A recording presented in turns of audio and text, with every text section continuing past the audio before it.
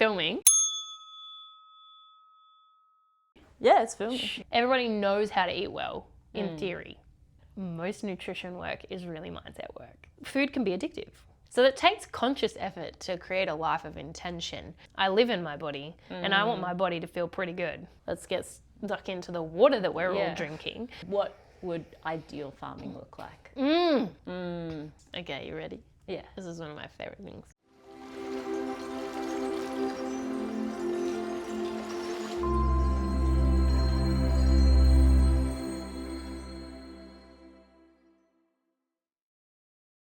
Jenna, Hi. thank you for joining me today. Pleasure. Happy day.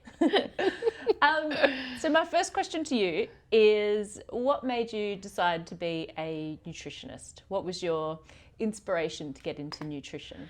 So I had an eating disorder since I was 12 and lots of body image issues, eating issues, and I booked a Europe tour, as you do when you're like 19 and all your friends have gone to uni.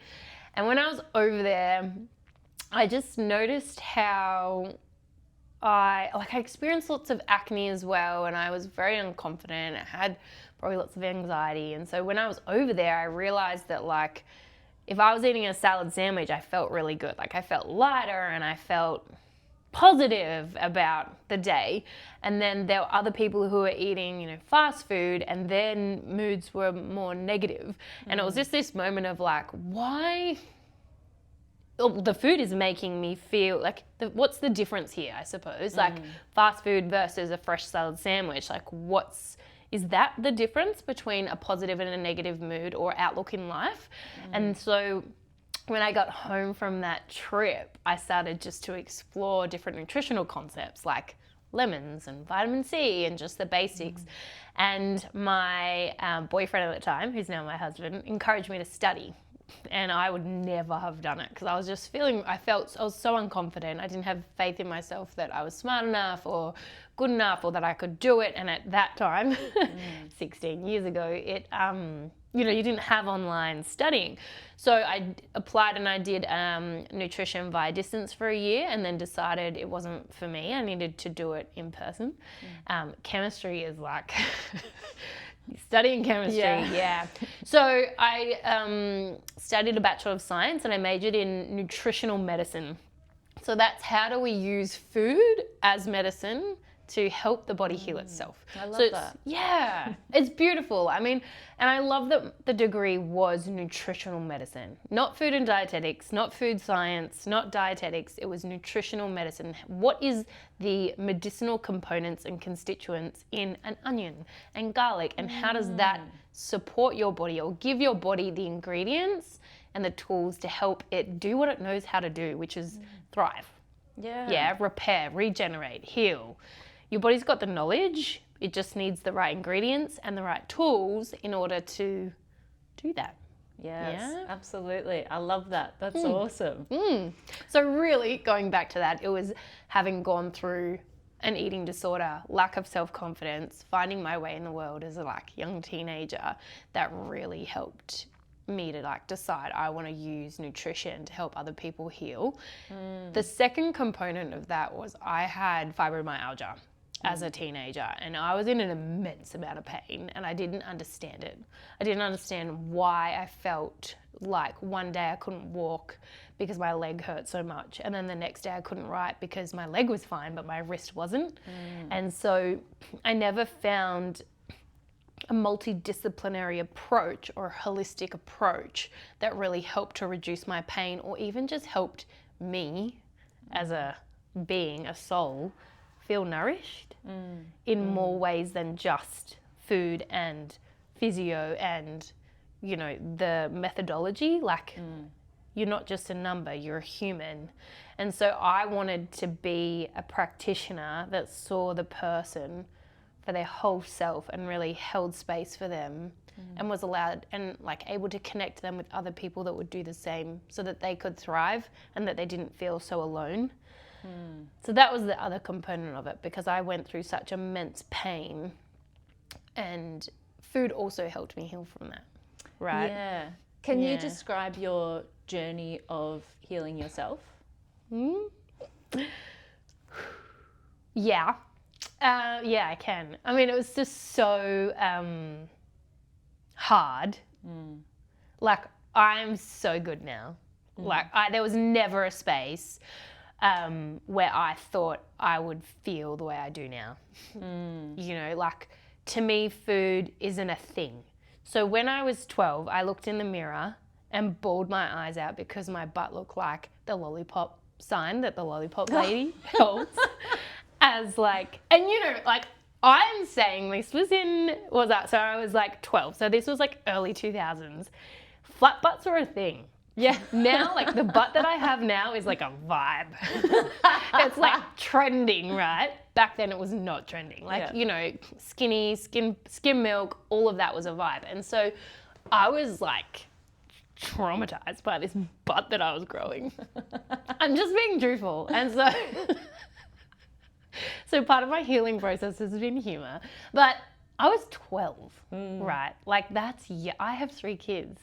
That's young. And so the healing process was like, really long and hard. And it wasn't until I was 28 and pregnant with my second child that I had a breakdown.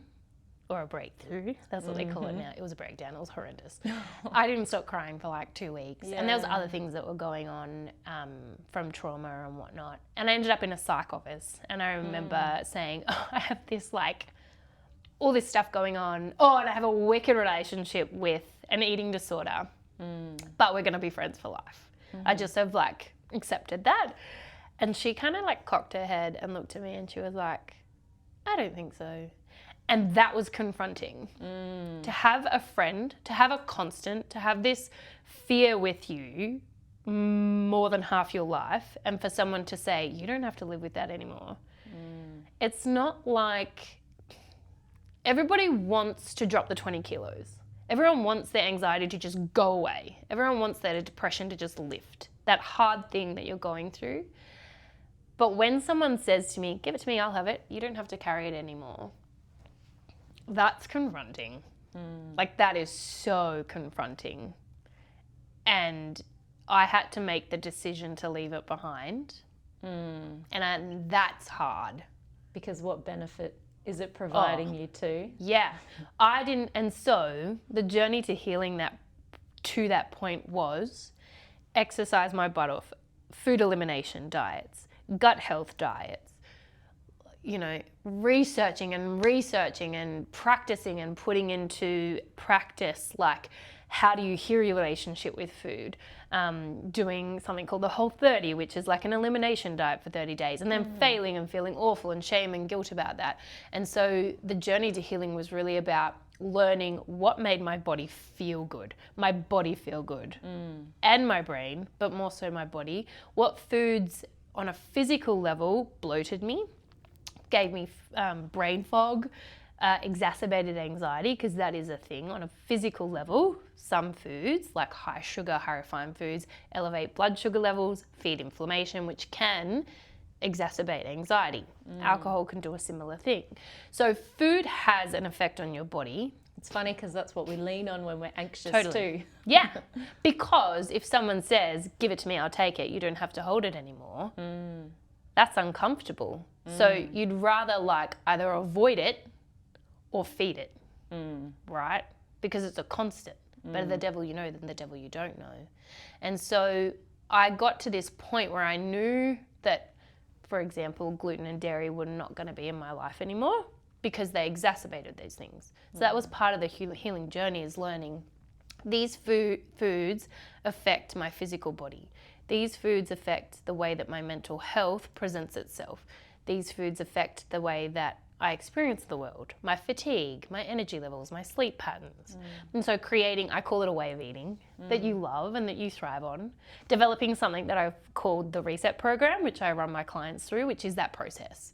Just, you know, like discovering, what does your body like? What makes your body feel good? What doesn't make it feel good? An elimination process, a reintroduction process. But also through that process, learning who you are. What makes your energy lift? What do you thrive on as a human being? Like, who are you? Come home to yourself. So that was probably that process that I've walked. I've created a program for, and I walk women through it as well. But it's never just the food, and that seeing that psych and her being like, you don't have to live with that anymore. The psych work was incredible, like absolutely incredible. And there, I can honestly say there was like, I remember that the session that I had with her, where I walked in with an eating disorder and I walked out without one. Wow. It was really powerful. Beautiful. Yeah. However, if I didn't feel good in my body from the food and the movement and the, other work that I'd done, then even removing that eating disorder from my space and from myself, I wouldn't have felt good. No, and it's interesting you say, like it sort of went in that one session, but how much work had you done before that session to put you in a place to be ready for that? Totally. 14 years of work. Yeah. And introspection. And pain, and growth. Yeah, for sure. And the food matters. Probably more than people realize it matters. Yeah. I think so. And it's so insidious too, and not obvious, because if you're eating something every day or multiple times a day, it's just this general feeling you have all the time and hard to pinpoint. Yep. So you're like, well, it can't be the food. It's not associated with any food. No. And you're right, it is insidious, but I also think that people don't know how good they could feel. I remember I had this beautiful mum of, she had 3 kids under 3 or 4. And I said to her, there's a space for you. There's a life for you where your kids are still young, you haven't slept all night, but you don't need a nap. You've got energy all day long. Like, I believe our bodies are primal beings, right? They are primally, and they're like driven. Right? And I've had 3 kids. Like, I know sleepless nights. But I also, and I know the fatigue and I know the sleep deprivation, but I also know the power that food, good nutrition can give you to still enjoy your kids, to still have energy, to still feel good within yourself, even though you haven't slept well. Does that make sense? Yeah. After 10 weeks, she said to me, I didn't believe you, Jenna. Oh. But I no longer need a nap. That's awesome. And I thought, oh my gosh, that's life-changing. Right? Yeah. And what had she changed? Yeah. The food. Yeah. I love that. Yeah. It's, I find a lot of it is implementing new habits, and it's so hard changing what you habitually do.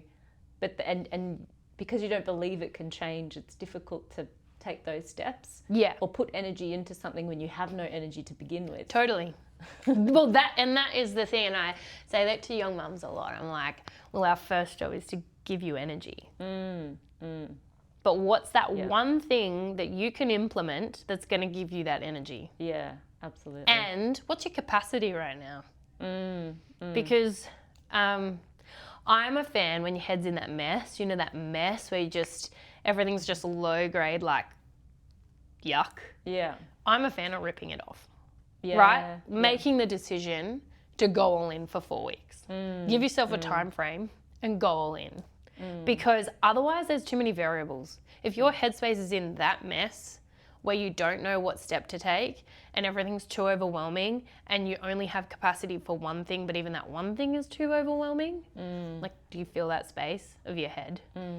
I'm a fan of ripping it off. Like, having a steadfast plan, boundaries, having food boundaries is a way of nourishing yourself. Yeah. And then just going all in, because sometimes, like, I call, doing one thing at a time can benefit some people, and I call that habit stacking, right? But that also takes a certain mindset. Yeah. I feel like there's 2 different camps there, and you've got to pick which one you're in at that phase of life. Yeah. And acknowledge that. And we can now see why me talking that most nutrition work is really mindset work. Absolutely. I think you need a quick win sometimes Yes, too. exactly. If you're doubting something, you just want to know that you're on the right track and that you will get some sort of result from this. Totally. And when you feel that, when you know what it's like to feel good, you can't not chase that. Oh, absolutely. You can't not, like, even if you get back to somewhat of a mess later on where you're not feeling really good, you will always remember that moment that you felt good. And then you'll start questioning, well, what was it? What was it about that made me feel that good? You know, and you've got those tools then, right? You can't unknow something. Yeah, absolutely. Yeah. So what would you say is the best diet? If you were going to tell me what to eat, what would be the best things for me to eat? Okay, so 1, eat real food. If it looks like how it was grown, eat it. Yeah, I was going to say, what do you mean by real food? Yeah. So where we live in our area, there are heaps of wheat fields, right? Like heaps of wheat fields, canola fields, and they're just full. So if you picked, say you got a cubic square meter and you picked some of that wheat stalk, and then you grabbed a loaf of bread, do they look the same? No. No, the same. There's no bread fields. There's no bread fields. And so am I a fan of eating bread? Sometimes, yeah. If you can tolerate it. Some sourdough bread's nice, and maybe some gluten-free sourdough. But it shouldn't, I wouldn't say that that's real food. Like, honestly, I wouldn't say that's real food. I've heard too, people, they tell me they go overseas and they can eat the bread overseas, but they can't eat the bread here. No. You want to know why? Tell me. So, yeah, it's so true. So if you look at we call it like a hybrid, right? Like it's like a straight, the form of wheat, the type of wheat, the grain, the genome or blah, blah, blah. Usually in Europe, they're pretty protective of their, heritage, you know, so champagne can only come from Champagne, that kind of thing. And so with wheat, it's usually like a really old original form of wheat, and it's grown using those methods and without pesticides, herbicides. And then what do? They process it, they mill it, usually they ferment it, maybe, which breaks down the gluten, breaks down a lot of those things, so it's easier to digest, typically. But originally, the type of wheat is in its original form. In Australia, what's our biggest challenge? Water and drought. So we have to make our wheat grow in a variety of conditions, be bug resistant. And so, one, they change the cellular construct of that wheat, genetic modification. So it's not in its original form. It's drought resistant, so that it will grow in our conditions, and then they spray it heaps so the bugs don't eat it because they want us to eat it, right? We want to eat it. We don't want the bugs to eat it. Yeah. So then part of that processing is that our bodies don't recognize this cellular form of wheat, right?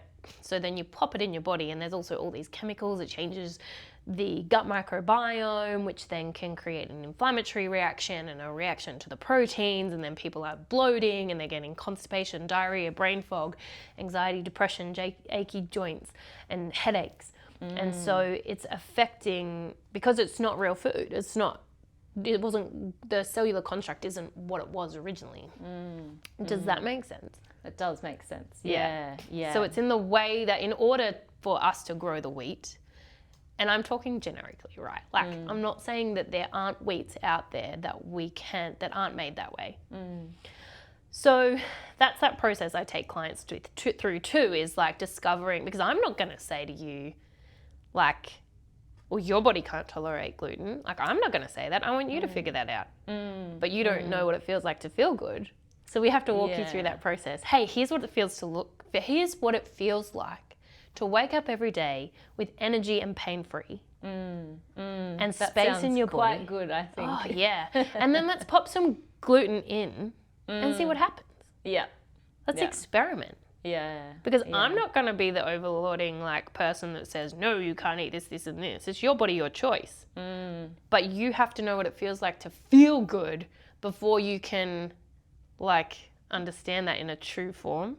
Yeah, I love that, because I have some friends too, and they say, I get a lot of happiness from the food I eat. Why would I want to give that up?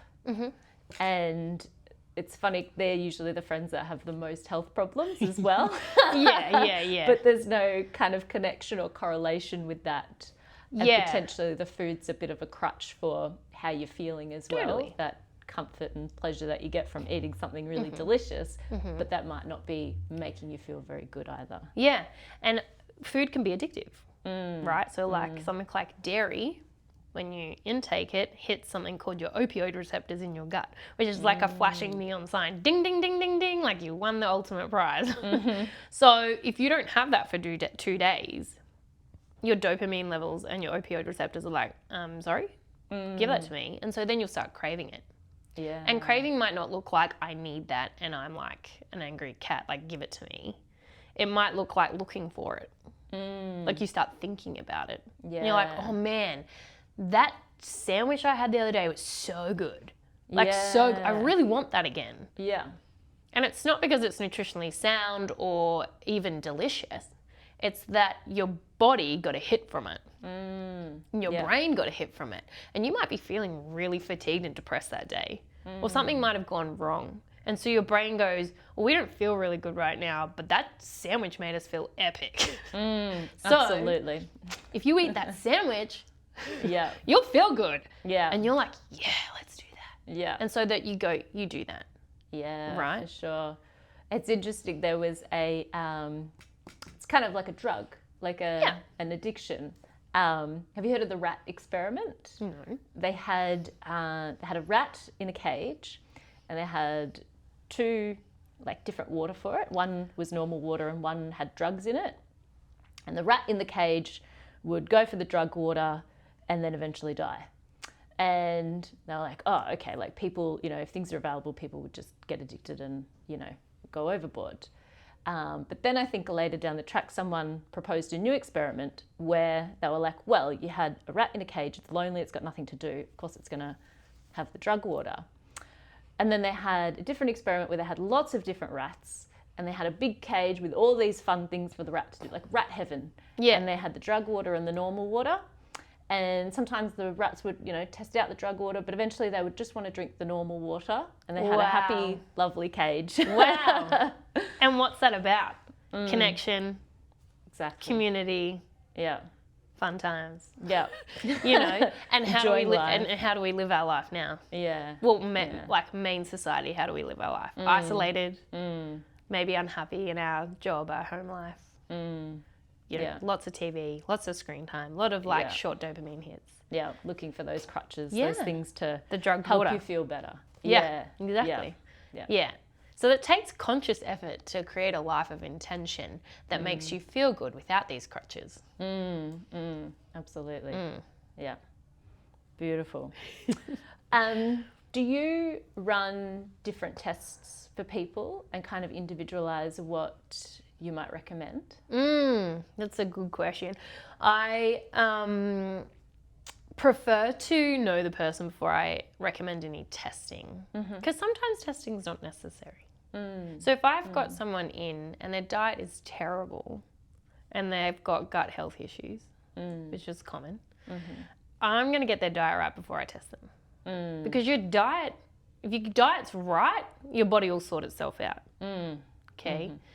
And, in some instances, say someone's got there's no point testing if your diet is terrible, okay, for gut health issues. If you've got hormonal issues, we can do something. I do a Dutch test.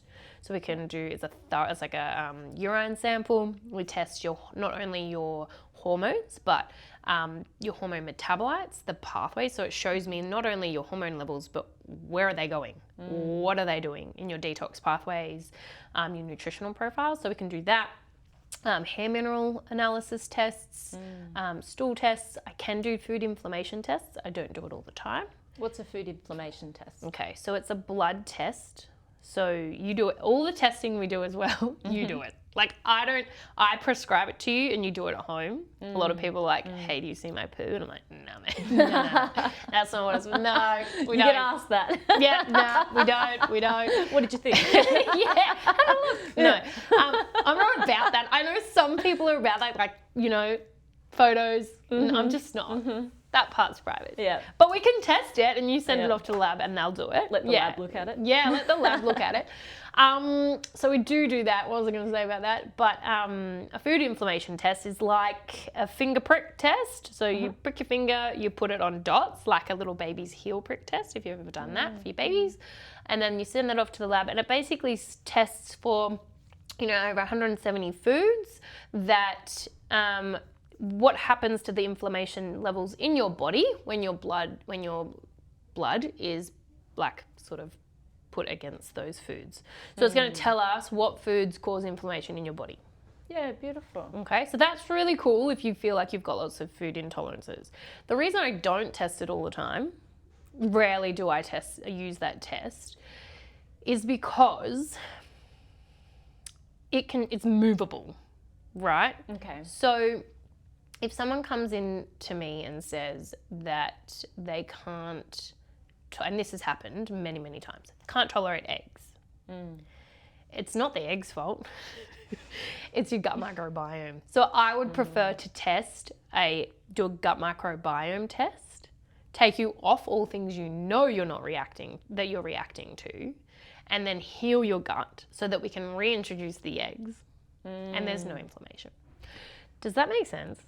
Yeah. Yeah. You said gut microbiome before. yeah. Can you explain what that is? Okay, you ready? Yeah. This is one of my favorite things. I'm just going to put my hair tie away because this is serious. We're getting serious. We've got to use our hands. Okay.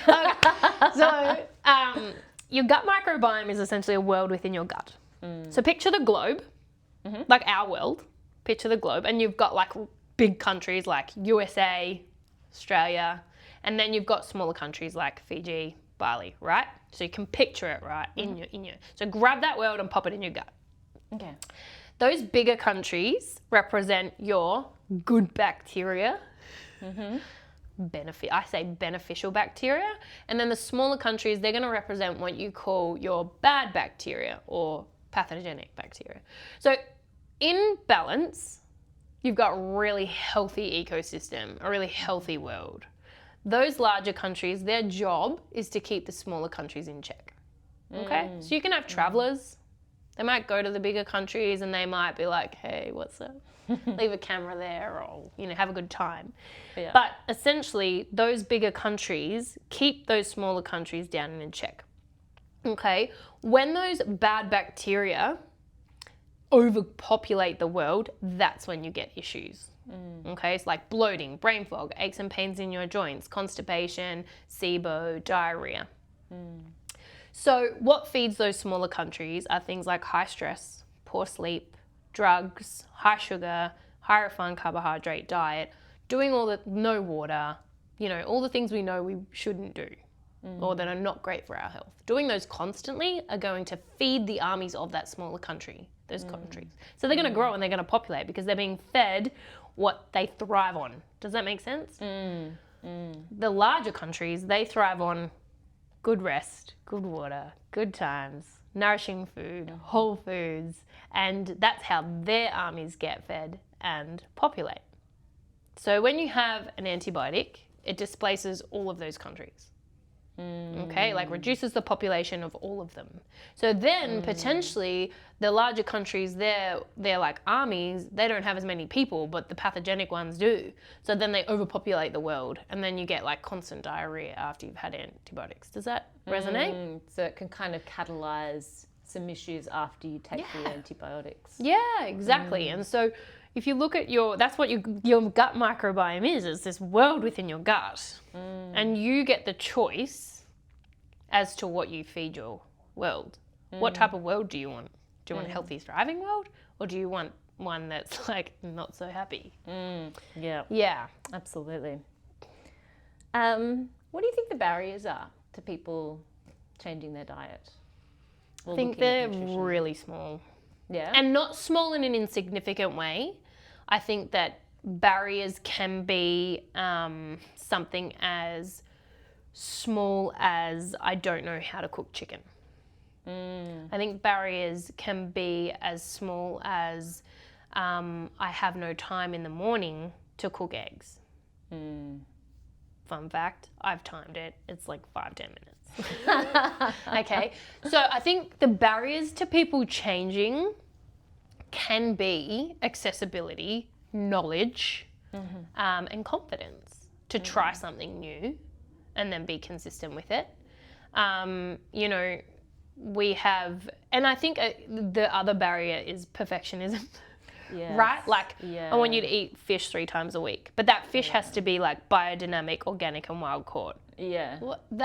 And I don't eat fish, so I nearly roll my eyes. I can roll my eyes, but you know, that standard that we set is like often too high for people to reach. So they're like, well, I can't reach that, but I won't even try to reach the lower bar.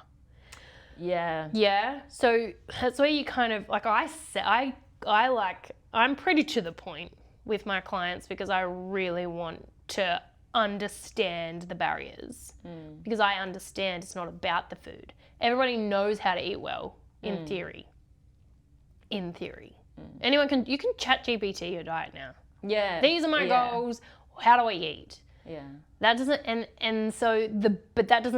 the barriers are often psychological. Yeah. It's the emotional eating, it's the stress eating, it's the feeling lonely, it's feeling disconnected, it's the lack of education on how to like eat well. It's like, well, if I haven't prepped my lunch, what do I eat? It's those little but not insignificant things that are the barriers to people. Yeah. Yeah. Absolutely. And I can understand the cynicism when you see people who are fit and meal prepping and eating healthy, and you look at those examples and you're like, I could never have that in my life. How could I ever organize myself to do that meal prep, eat that? Or you're taking the joy out of my life from my, thing that I enjoy here. So. Totally. And so I say to people, okay, if you want, like, sometimes it's not about giving up something.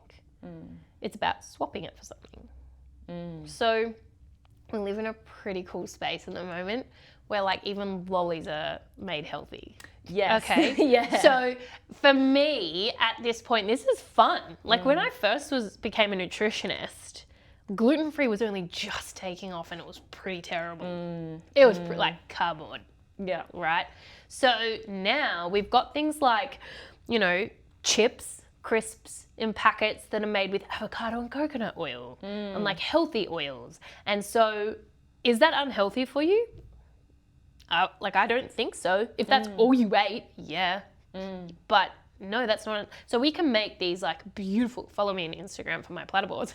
But like, we can make these beautiful platters. I love eating. Like food is one of my like love languages. I absolutely love it. So it's not really about being boring with chicken and rice and broccoli. It's about looking at how can we make this fun? How can we make this enjoyable? How can we make it tasty? But the barrier there is knowing, oh, we don't buy those chips.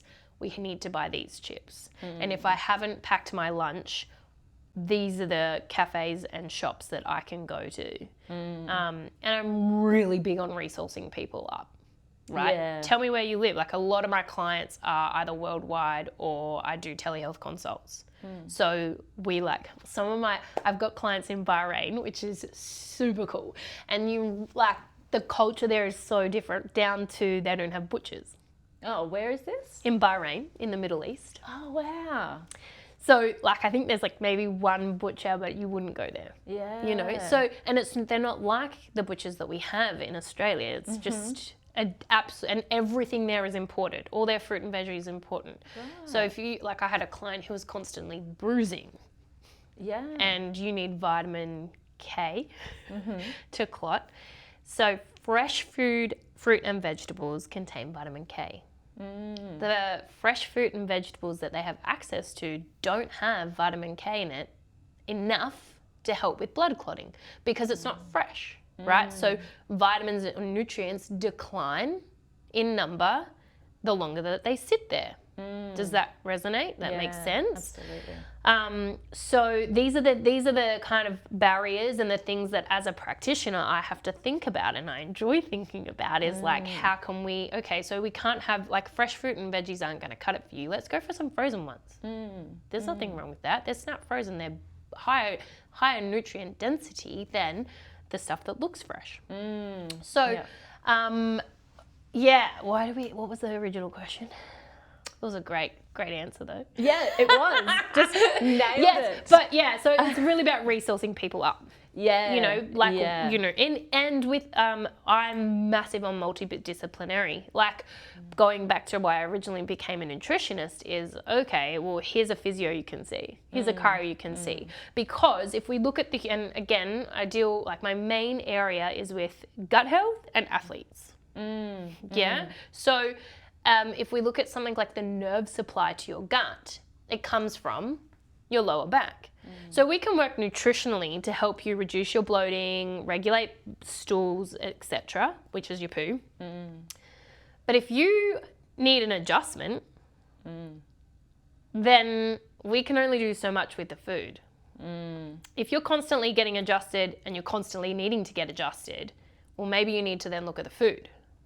Because what's exacerbating the inflammation that's causing that symptom in that area.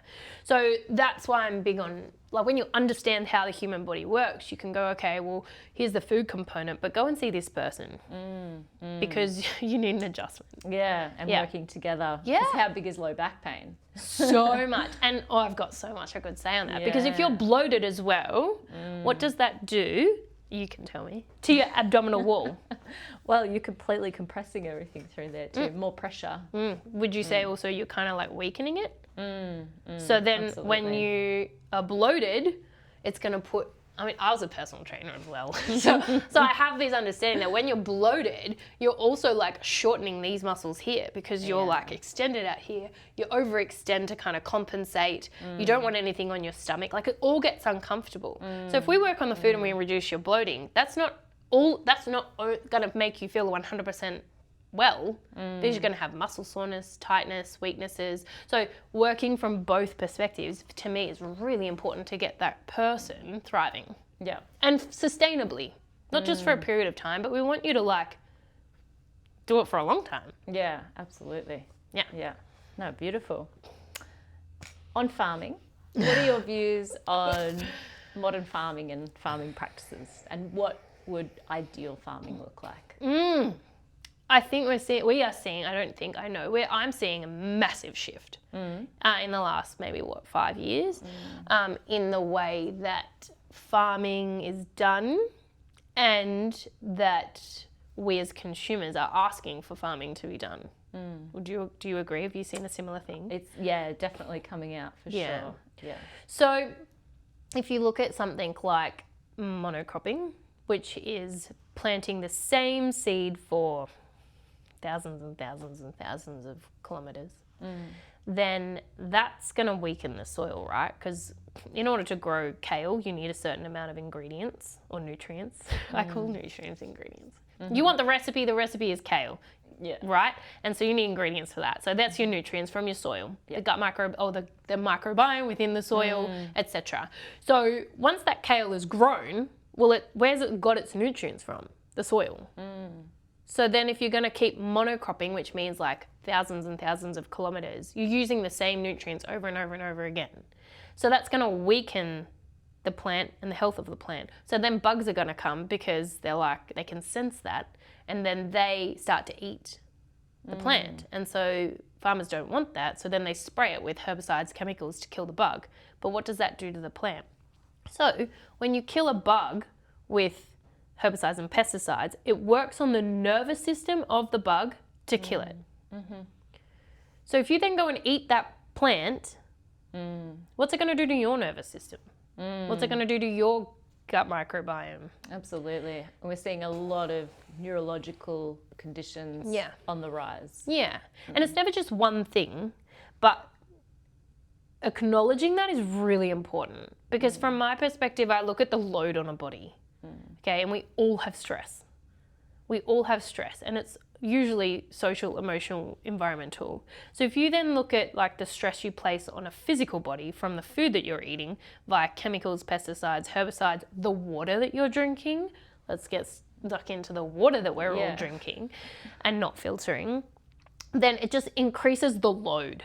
And so the load that I can tolerate versus the load that you can tolerate versus the load that a kid can tolerate, it's all going to be different. There's nobody can say what your load is and the load at which you'll tip. right? Like in terms of a book stack, if you had 100 books and each person stacks them in their own individual way, they're all going to fall at different heights, right? That's the same with your body. So I might notice that at 2 books, I'm not feeling so good. But you at 50 might be like, oh yeah, now I'm feeling it. Because the toxic load from your diet, from the herbicides, chemicals, sugar, refined carbohydrates, plus the financial stress and the workload and the running kids and life and, all of that popped into that basket of toxic load in your system is just like kabang. But everyone can tolerate different levels. And so back to the farming thing, my perspective is if you can grow it as naturally as possible without chemicals, then it's going to reduce the load on your body. Yeah. But it's also going to have an energetic vibration that is different. So we're all energy. Our cells are made up of energy. And if you have a farmer who loves what they're doing, I do. I know who I buy my groceries, my veggies from. I know who I buy my meat from. I know these people and I know their energetic vibration. I know their intentions. I know the love that they have for their practices. And so when I consume their food, I can feel that. Maybe not consciously, but subconsciously. I can talk to my kids about how, Erin grew our broccoli this year. Yeah. And that, we've seen her farm and we can see all that, we can experience all that, and we can feel that. And so food is a form of love. And when you know who grows your food and you know that it's the practices that they're in, that's how I want farming to be done. That's how I want to experience my food. That's how I want to feed my body. Because I believe that I live in my body. Yes. I am not my body. I live in my body. And I want my body to feel pretty good all the time. And if it doesn't feel good, I want to know what I need to take, what steps I need to take in order to get it feeling really good again. Yeah. And farming's part of that because that's how we get our fuel in order to live our life. Yeah, absolutely. I love what you said about, I live in my body, I'm not my body. I can't remember who said it. It was only really recently. Someone made this example. They're like, imagine, a lot of us treat ourselves really poorly with the way that we think about ourselves and we treat our bodies and, talk down to ourselves or do something wrong or say something wrong. And he's like, imagine you're given a human at the start of your life. And it's like, this is your human. And you have to take care of your human and treat your human well throughout your whole life. Like, how much different would you treat your human if that was the way that you thought about yourself and your body? And you're your human. Like, same as, having a child. It's like, this is your child and you want to nurture them and love them and treat them well. So treat yourself the same way.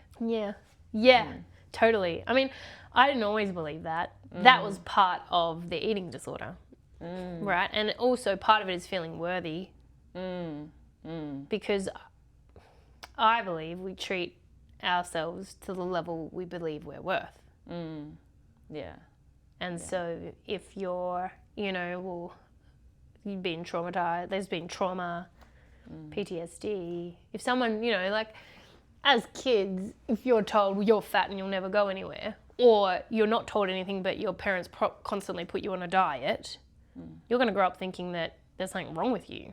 There's nothing wrong with you. You're just a little out of whack. It's a very Australian way of saying balance. But we're all a little out of whack. We're all a little out of whack. And you just need a guiding, helping hand to get you right again.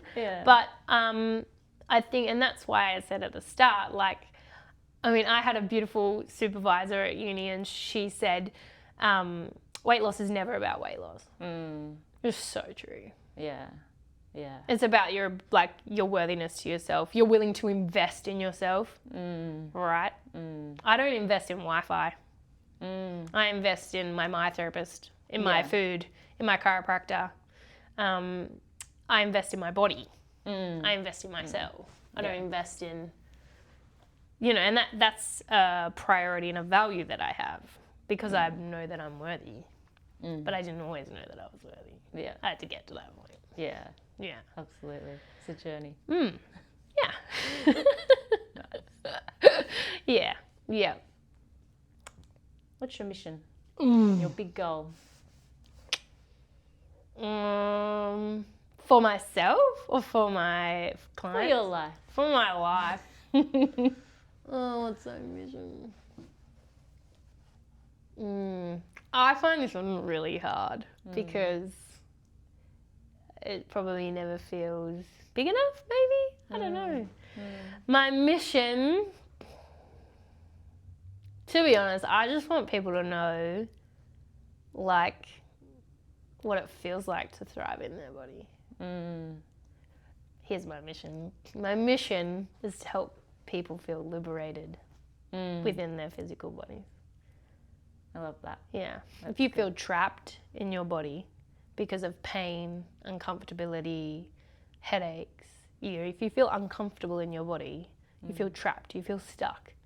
So once your physical body feels liberated, free, comfortable, cozy, pain-free.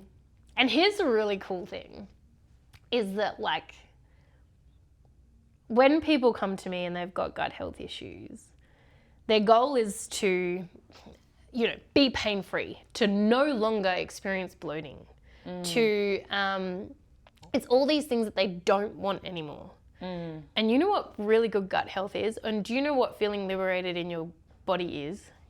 It's an absence of feeling. Like you can't, it isn't. It's just not a thing anymore. I want people to know that like good health is when it's just not a thing. And you're not thinking about your health, you're thinking about other things. Yeah. You are liberated. Yeah. You are unchained. There's this saying, it's the healthy person has many goals in life. The unhealthy person has one. Yeah. It's so true. Yeah. It's so true. When you got gastro and you're bent over the toilet bowl, what do you want? Yeah. To feel good again. When you got the flu, same thing. But every single day of the week, of the year, you have the opportunity, and I'm really big on people knowing and understanding that they have a choice. Every single thing you put in your mouth, you have a choice. What inhibits that choice is education and knowledge. So unless you like trip, fall face first into a pizza with your mouth wide open, It happens. It happens. You don't have to eat it. Yeah. Yeah. Right? Yeah. My mother, I'm going to tell you this story. I've been with my husband for a long time, like 15, 16 years.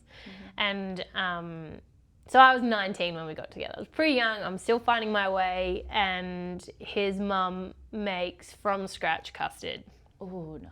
No, my nana made from scratch custard. I can't. You know what? It's not the taste, it's the texture. Like I can't do custard. Right. I'm thinking about it. It's not a thing. Anyway, I ate it because she made it.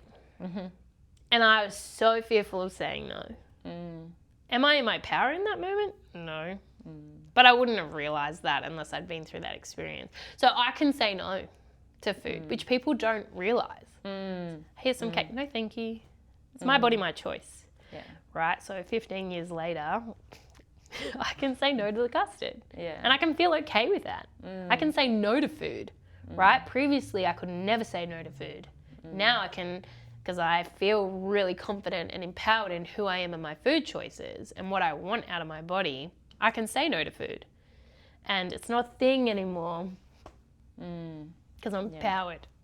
Beautiful. Yeah. I love that. Yeah, because there's a lot of pressure. Like if your friends are eating a certain Societal way pressure. or you're in a social situation or even in your family and they want to eat a different way, it's, it can be tricky and there can be a lot of pressure. Yeah.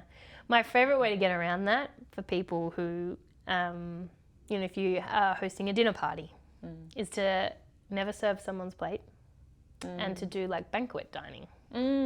Perfect. Cook a roast, cook some veggies, cook some rice or some carbs, and allow people to serve themselves. It's just, and then they get to choose, right? Because I'll never forget the day that I went low carb, and my beautiful family member, mountain of rice on my plate. Like I was just like, that is more than one serve for the whole, like a serve for the week, a weekly serve. And what did I do? Did I eat it? Yeah, I ate it. But did I feel good after? No, I did not feel good after. So, but if you just put everything on the table and they allowed other people to serve, then they can choose for themselves. And I like that. Perfect. Your body, your choice. Yeah. Yeah. Well, thank you. This Thank has you. been an absolutely delightful conversation. I feel like I've learnt a lot about nutrition and the body and its effect on the body. Thank you for being so vulnerable and open and just really wonderful to talk with. Thanks for having me. So thank you. Thank you.